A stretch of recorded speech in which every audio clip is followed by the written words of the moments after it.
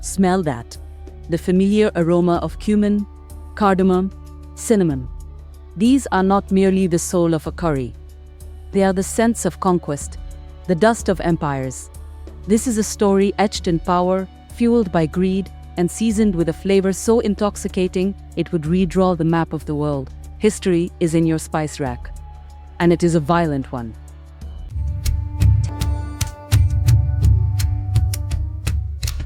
Long before gold rushes or oil booms, the world's most precious commodity was spice.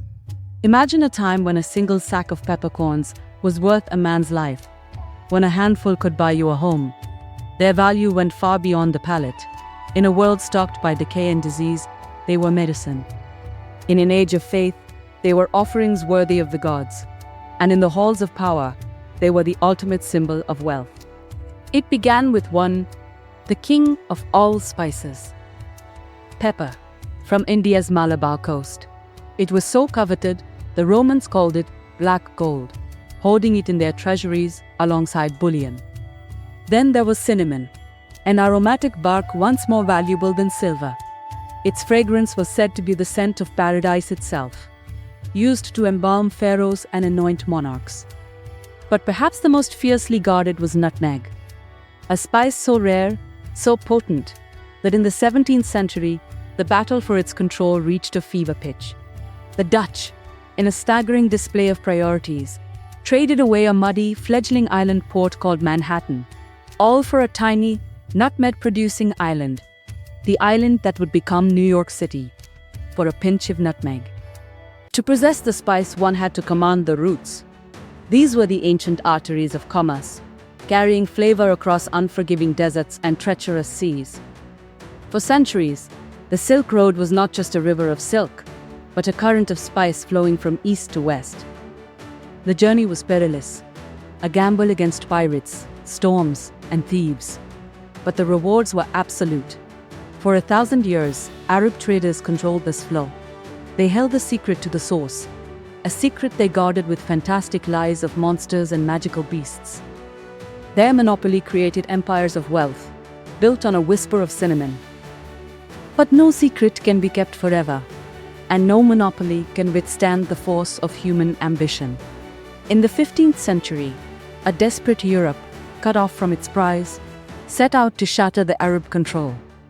They set sail into the unknown, chasing a ghost.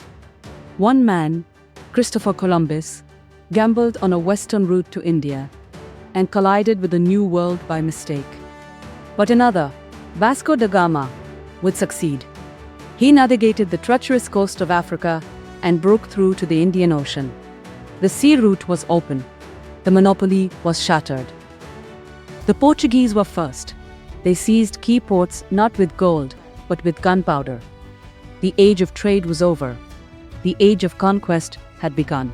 Soon, other European powers, the Dutch, the British, the French, all hungered for a piece of the spicy pie. They unleashed a new kind of weapon, the corporation. The Dutch East India Company, the British East India Company. They were the world's first multinational leviathans, entities with their own armies, their own laws, and the power to wage war.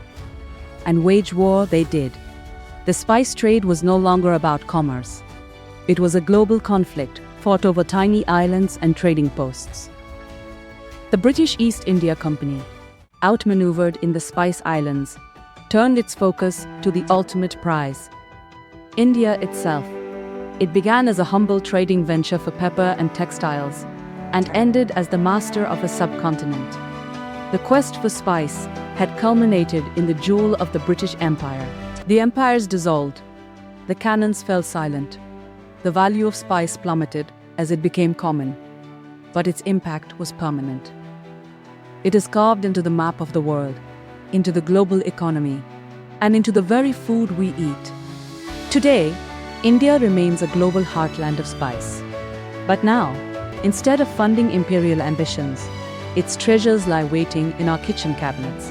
So, the next time you sprinkle cumin in a dish, or grate nutmeg for a holiday drink, remember what you hold. Not just flavor, but the seed of an empire.